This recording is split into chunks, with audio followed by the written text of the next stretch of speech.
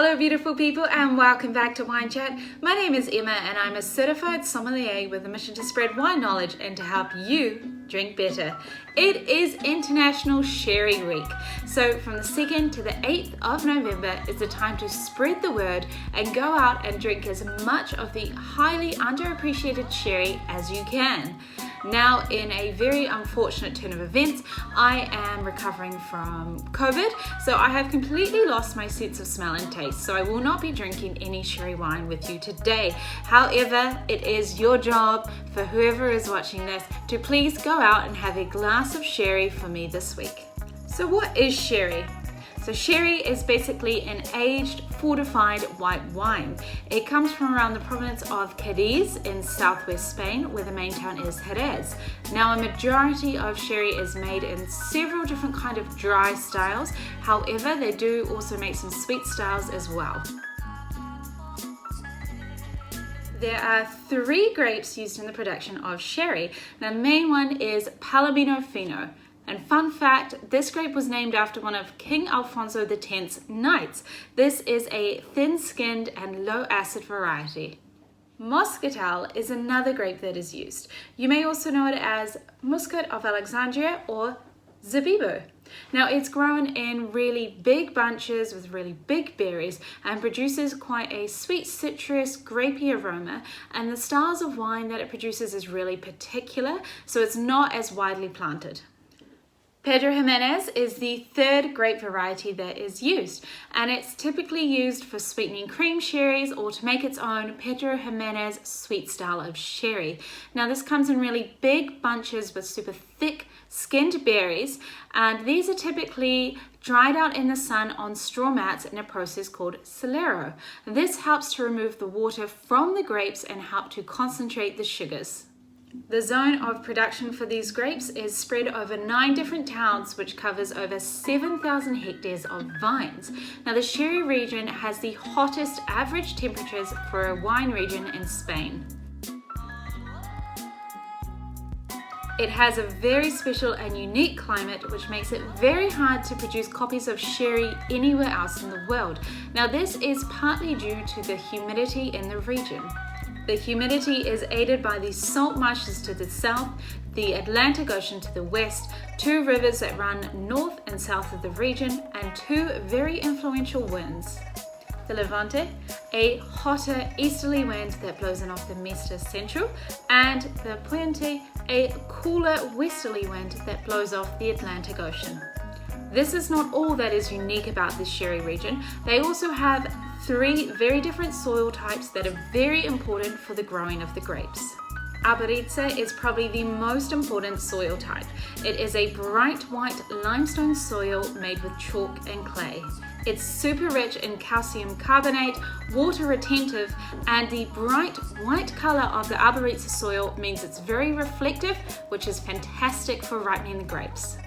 Any grapes that are grown on Arboritza soil can be classified as Jerez Superior. The other 2 soil types are Barros, which is a sand-clay blend and is mostly used south of Jerez. The other soil type is Arena, which is a sandy clay and is mostly used in coastal areas. The bodegas, which are typically large warehouses where sherry wines are produced and aged, are all based in the same area. This is called Marco de Jerez, or the Sherry Triangle. This is marked by Jerez de la Frontera inland to the east, Alputero de Santa Maria to the south, and San Luca de Barrameda to the north. Now, this is where things may start to get a little confusing, as you have several different types of both dry and sweet sherries.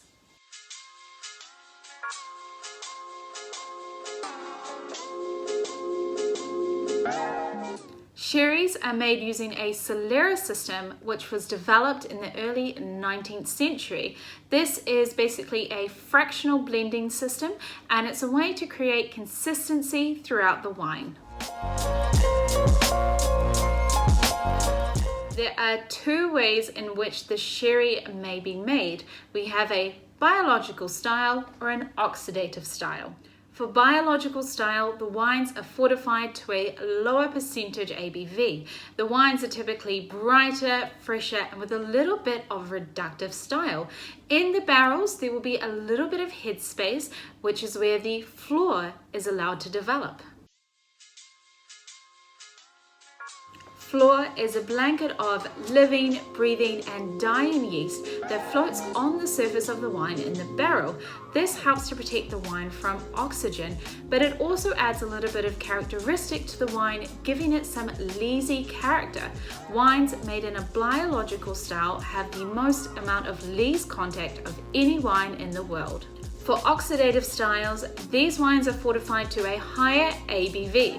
There is no headspace in the barrel, no floor to protect the wine, allowing these wines to fully oxidize. The wines are more powerful, rich, and nutty. For both styles, the wine is fortified with Metiedad y Metiedad. This is a blend of fermented wine with brandy made from Aryan grapes. The wine will be fermented to 15.5 to 18% depending on the style.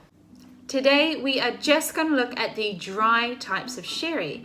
These are Fino, Manzanilla, Amontillado, Oloroso, and Palo Cortado. Fino sherry is probably one of the most common types of sherry that you'll find in a restaurant, especially one that doesn't have a specialized sherry list. The wine is often bright, it's fresh, it's quite crisp, and can have a little bit of a reductive style. Fino sherry is made using the biological style, meaning that it was aged under floor and has had no oxygen contact. Manzanilla sherries are very similar in style to a Fino, except they can only be aged in the town of San Luca di Barrameda at the north of the Sherry Triangle. These wines are delicate, pure, and often have a really beautiful salinity on the finish. They are also made with the biological style.